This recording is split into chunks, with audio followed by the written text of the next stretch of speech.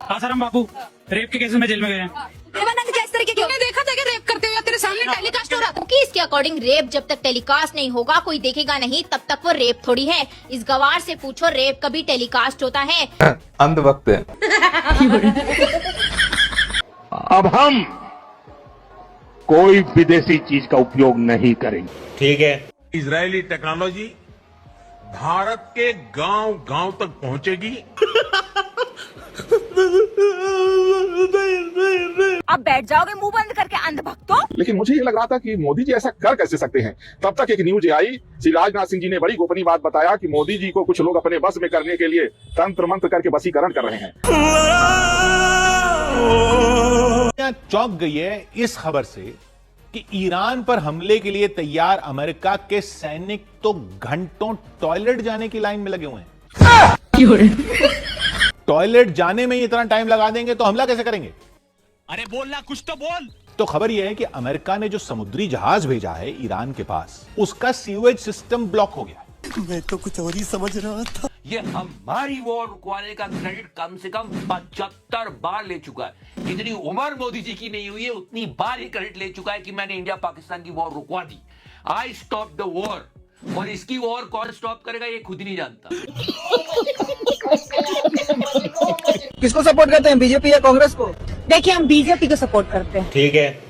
क्यों बीजेपी को सपोर्ट करते हैं? देखिए बीजेपी जो है ना, मतलब कांग्रेस को तो शर्म आना चाहिए सबसे पहले। वो 70 साल में जो देश को लूट नहीं पाया, बेच नहीं पाया, वो बीजेपी 11 साल में लूट और बेच दोनों एक साथ कर दी। हाई कोर्ट ने जुनैद और नासिर की बेरहमी से मर्डर के आरोपी मोनू मानेसर को जमानत दे दी है। उस पर ऑनलाइन कम्युनल नफरत भड़काने के आरोप भी लगे थे और पहले नूह दंगों वाले मामले में भी उसे जमानत मिल चुकी है। वही आरोपी जब जेल से जमानत पर बाहर आया तो उसके हिंदुत्ववादी गिरोह और सपोर्टर्स ने उसका फूल मालाओं और जश्न के साथ स्वागत किया। लेकिन एक सेकंड, गुलफिशा फातिमा जेल से छूटकर आई थी तो अंजना ओम कश्यप ने नैरेटिव बनाया कि आरोपी जेल से बाहर आ रहे थे तो उनके स्वागत में ऐसा माहौल तैयार किया गया था, कोई मेडल लेकर। अब वही अंजना मोनू मानेसर की रिहाई पर चुप है। क्या अंजना ओम कश्यप यही सवाल मोनू मानेसर के स्वागत पर नहीं करेगी? इसकी गारंटी मैं नहीं दे सकता। मामला क्या है 2024 के लोकसभा चुनाव के बाद? मसला ये है कि छोटी सी बात बता रहा हूँ आपसे, आप जो बैठे हुए हैं, ये जो चैनल स्टार्ट हुए थे सब कांग्रेस ने किए थे। क्या बात कर रहे हैं? मतलब आप लोग ये साबित कर रहे हैं कि जिसने सुई से लेकर और डैम बनाए, ट्रेन बनाई, रनवे बनाए, एयरपोर्ट बनाए, मिल बनाई, फैक्ट्रियां बनाई, वो सब देशद्रोही। और जिन्होंने एयरपोर्ट बेच दिए, जिन्होंने सारे कारखाने बेच दिए, वो लोग देशभक्त। क्या बात कर रहे हैं बाबा? गजब आदमी है यार। नंबर 1 मीरा भाईंदर फ्लाईओवर बनाने की कॉस्ट 100 करोड़। ये कोई नॉर्मल हाईवे नहीं है, ये इंजीनियरिंग और डिवाइन पावर का बेहतरीन नमूना है। इस पर यदि आप 80 किलोमीटर की स्पीड से गाड़ी चलाते हो तो आपकी सीधी मुलाकात भगवान से हो जाएगी। अरे बोलना कुछ तो बोल। 2024-25 तक उत्तर प्रदेश को $1 ट्रिलियन की इकोनॉमी बनाने का योगी सरकार का लक्ष्य। सीएम योगी ने उद्योग जगत का मांगा सहयोग। हम लोग आदरणीय प्रधानमंत्री जी के विजन के अनुरूप 2027 तक उत्तर प्रदेश की अर्थव्यवस्था को $1 ट्रिलियन की इकोनॉमी और 29 में उत्तर प्रदेश $1 ट्रिलियन की इकोनॉमी भी बनेगा और देश की सबसे बड़ी अर्थव्यवस्था भी बनेगा। तारीख पर तारीख, तारीख पर तारीख, तारीख पर तारीख, तारीख। मीडिया में जो हवाबाजी चलती है उसको रियलिटी से बहुत अंतर होता है। नोट बदल देंगे तो आतंकवादी का कमर टूट जाएगा। सोच रहा उसके बाद पुलवामा हुआ था। बताइए, इतना भयानक चलती सड़क पे बम से उड़ा दिया। पठानकोट हमला हो गया यहाँ। हम क्या नहीं भूले, हम पुलवामा भूले, हम पहलगाम भूले, हम उरी भूले, हम पठानकोट भूले, हम दिल्ली का बम ब्लास्ट भूल गए। उन्हें मालूम है कि भुलाना बड़ा आसान है। कुंभ की भगदड़ भूल गए हम, रेल एक्सीडेंट भूल गए हम, एरोप्लेन जो क्रैश हुआ उसको भूल गए हम। उन्हें मालूम है भूलने पर राजनीति हो सकती है। क्या बात करते हैं यार? हम इस व्यक्ति को भूल गए। अब बात ही नहीं हो रही इस व्यक्ति की। जब इस व्यक्ति की बात नहीं होगी तो इसने जो मुद्दा उठाया उसकी बात नहीं होगी। मुद्दा क्या था? संविधान के अनुच्छेद 5 की 6वीं में जो अधिकार दिए गए हैं उन अधिकारों के तहत लद्दाख को संरक्षित करने की बात कर रहा है। और इसको इसलिए अंदर डाला गया कि संरक्षण न हो पाए, क्योंकि लद्दाख की खुदाई होनी है, शराबली की होने वाली है। क्या करे जा रहे हो? रोली जंगल कौन काट रहा है? पोर्ट किसके हैं, एरोप्लेन किसके हैं, रोड किसके हैं, ऊर्जा किसकी है, एनर्जी किसकी है? एक पेड़ माँ के नाम, पूरा जंगल बाप के नाम करने वाले ये लोग कर रहे हैं। अरे अपने गिरेबान में जाके देखो, सबसे बड़े देशद्रोही तुम लोग हो। इस देश के लुल्ली बजा के रखिए विकास के नाम पर। भूख इंडेक्स में नीचे जा रहे हैं, प्रेस इंडेक्स में नीचे जा रहे हैं, रुपया गिरता जा रहा है, सोना आसमान छू रहा है, पेट्रोल आसमान छू रही है, बेरोजगारी आसमान छू रही है, और तुम देशद्रोही नहीं हो, तुम देशभक्त हो गए। धर्म जाति के पीछे कायरों की तरह राजनीति कर रहे हो, शहीदों के नाम पर राजनीति कर रहे हो। इस देश में साइंटिस्ट कम बाबा ज्यादा बढ़ा दिए तुमने, और तुम अपने आप को देशभक्त कहते हो। अपने बच्चों को विदेशों में पढ़ाते हो, हमारे बच्चों से कहते हो हिंदी बोलो, अंग्रेजी मत बोलो। अरे फट गई है उसकी। ये जेएनयू वाले मेरा चेहरा पूरी जिंदगी भूलेंगे नहीं अब। जेएनयू वाले तुम्हारा चेहरा भूले कि ना भूले, लेकिन तुम इन मैडम का चेहरा नहीं भूल पाओगे। देखिए, थोड़ा आपका जियो पॉलिटिक्स आपके पास रखे और थोड़ा ज्ञान आपके पास रखे, हिंदू मुस्लिम आपके पास रखे, लेकिन ईरान लड़ बढ़िया रहा है। कैसा? कोई सुना आपने? खबर हमें आया कि ईरान के सपोर्ट में कोई आ रहा है। नहीं, अकेला ईरान जो आ रहा है उसको झुमाओ, जो आ रहा है उसके कान के नीचे। यूएई दिया, सऊदी दिया, कतर दिया, ओमान दिया, इजराइल तो पहले से दिया, अमेरिका तो और देना चालू। अच्छा तो 160 बच्चियां जिनकी उम्र 7 साल से 12 साल के बीच में थी, उस स्कूल को बॉम्ब करके इस अमेरिका ने नेस्तनाबूद किया है। और उस एक हमले ने, सुनिए मैडम, मेरे सब्र का इम्तिहान आप सुनिए पहले मेरी बात को, आप जैसे सुनिए लोग, पहले मेरी बात को। आप क्या जैसे करें लोग हम? घर में दुबक कर बैठे रहते हैं, जब ईरान में वही 7 साल की छोटी बच्चियों को बुर्का ना पहनने पर खून-उजार कर दिया जाता था। Shut up, sir! रुको जरा। जब लड़कियों ने देखा कि नहीं, कि जब लड़कियां बुर्का नहीं पहन रही थी तो कैसे उनकी पिटाई हो रही थी सरेआम ईरान में, हाँ? तब वो महिला नहीं है, तब वो महिला नहीं थी। अभी बदत है भाई, अभी बदत है। कह रहा है कि ईरान में महिलाओं की स्थिति ठीक नहीं है, महिलाओं की स्थिति ठीक नहीं है। ईरान के ऊपर महिलाओं की स्थिति पे आरोप कौन लगाए? एप्स्टीन फाइल में उघारे घूमने वाला सब। अरे बड़े खतरनाक लोग हैं। इजराइल और अमेरिका के सेना को चकमा देने के लिए किस तरह से ये हवा भर करके एक जगह पर ले जाके ये लोग रख देते हैं, जिसको टारगेट करके अमेरिका और इजराइल अपने महंगे महंगे मिसाइल और जो भी उनके रिसोर्सेज हैं उनको खत्म कर रहे हैं। ओ भैया धोखा। 4 नाम लूंगा आपके सामने, आप बताओ इसमें से कौन जेल में है? आसाराम बापू, बाबा गुरमीत राम रहीम सिंह, कुलदीप सिंह सेंगर, सोनम वांगचुक। इसमें से 3 रेपिस्ट हैं, पर पता है जेल में कौन है? हमको नहीं पता। छेड़छाड़ के आरोप में जेल भेजे गए हिंदू रक्षा दल के कार्यकर्ता दक्ष चौधरी और अक्कू पंडित को अब जमानत मिल गई है, तो जेल से रिहा भी हो गए हैं। यानी जिस मामले में गिरफ्तारी हुई उसमें 2 साल के बदले सिर्फ 2 दिन के अंदर ही घर वापसी हो गई है। एक तरफ सोनम वांगचुक जैसे लोग हैं जो एनवायरमेंट और लोगों के राइट्स के लिए पीसफुली प्रोटेस्ट कर रहे हैं, तो उन्हें पुलिस ने डिटेन कर दिया और आज भी वो कानूनी लड़ाई लड़ रहे हैं और जेल में है। समझे दया? हाँ सर, इसका मतलब है। अरे क्या हुआ, काहे रो रहे हैं? अरे दिल्ली में मुसलमान सब मिलकर हिंदू को मार दिया।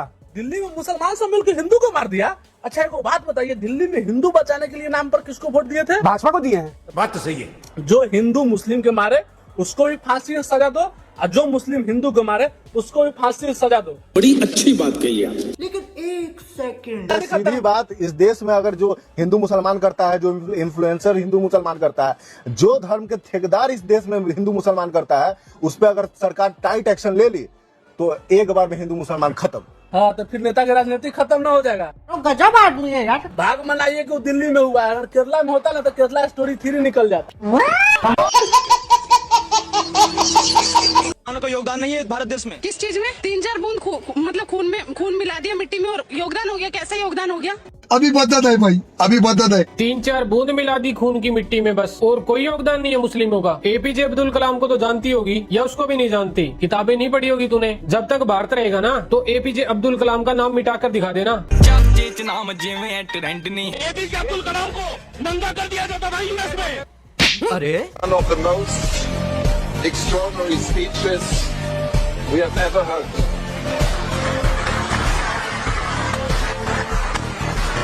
From a statesman, scientist and poet. This is unique. यही नहीं, अभी और सुनिए। कल दूसरा बताऊं, मौलाना अब्दुल कलाम आजाद, सुना है नाम? भारत के पहले शिक्षा मंत्री थे, भारत की आजादी के बहुत बड़े नेता थे। भारत में आईआईटी और कई शिक्षा संस्थानों में बहुत बड़ा योगदान था उनका। और तुम जैसे लोगों ने वो जम्मू कश्मीर में मेडिकल कॉलेज है ना माता वैष्णो देवी, वो बंद करवा दिया, और वजह तुम लोगों को अच्छे से पता है।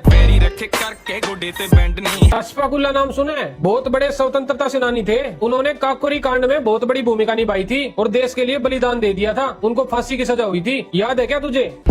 लगे ना पट्टू डॉक्टर जाकिर हुसैन का नाम सुना है, जो भारत के तीसरे राष्ट्रपति रहे हैं। शिक्षा और समाज सुधार में बहुत बड़ा योगदान था उनका। फैजल खान का नाम सुना है, जिसको खान सर बोलते हैं। तुम लोगों को पता भी है क्या वो शिक्षा के लेवल पे क्या क्या काम कर रहा है? हॉस्पिटल खोल रहा है। कह दो वो भी गलत है पब्लिक के लिए। इंकलाब जिंदाबाद, जय हिंद, सारे जहाँ से अच्छा हिंदुस्तान हमारा, ये नारे किसने दिए थे? चेक कर लेना ये नारे किसने दिए थे, किताबें पढ़ लेना थोड़ी। आज साडे वाल दी पता नहीं कल दी। जहां अभी भी थूकना कहाँ है और मूतना कहाँ है ये सिखाया जाता है। बच्चे कितने पैदा करने हैं सरकारी योजनाओं में बताया जाता है। जहां सड़क बनने के बाद सीवर की याद आती है, बनी हुई सड़क तार डालने के लिए खोद दी जाती है। जहां गलियों का शहर राजा की सनक मिटाने के लिए तोड़ा जाता है। जहां दूध से लेकर अंडे तक खाने में मिलावट है। लोगों की जहां जान की कीमत जीरो है। जहां का राजा सेवक नहीं पोस्टर वाला हीरो है। जहां कारों में एयरबैग हैसियत के हिसाब से आते हैं। जहां वोट धर्मों और जातियों से लिए जाते हैं। जहां आज भी अम्मा की पेंशन के पैसे आईएएस डकार जाते हैं। सरकारी बाबू हक गरीबों का मार जाते हैं। पुलिस के पास जुल्म की जिम्मेदारी है। दरोगा और नेता में साठ गांठ वाली यारी है। मिले सुर मेरा तुम्हारे गाने वाले हिंदू मुसलमान में बटे हुए हैं। जाति बिरादरी के नाम पर नेताओं के पीछे डटे हुए हैं।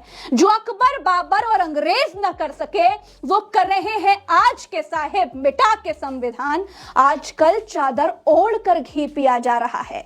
एक बात याद रखना आप सभी लोग, सरकार हमेशा जनता की बनती है। जनता अगर अंधविश्वासी है तो सरकार अंधविश्वासी होगी। जनता अगर बेवड़ी है तो सरकार बेवड़ी होगी। जनता अगर चोर है तो सरकार चोर होगी। जनता अगर भ्रष्ट है तो सरकार भ्रष्ट होगी। जनता अगर तार्किक और शिक्षित है तो सरकार भी तार्किक और शिक्षित होगी। जनता अगर जन कल्याण करती है, एक दूसरे का सहयोग करेगी, तो सरकारें भी एक दूसरे का सहयोग करेंगी। इसीलिए ऐसी सरकार चुनो जो तुम्हारा कल्याण करे। तो उसके लिए हमें आपस में तालमेल बिठाकर रखना पड़ेगा। लड़ाई बंद करनी पड़ेगी। जात पात से ऊपर उठना पड़ेगा। हिंदू मुस्लिम से ऊपर उठना पड़ेगा। बच्चों को शिक्षा देनी पड़ेगी। जो हमारे युवा है उनको तार्किक बनाना पड़ेगा। तब हमारे बच्चों की बुद्धि जगेगी।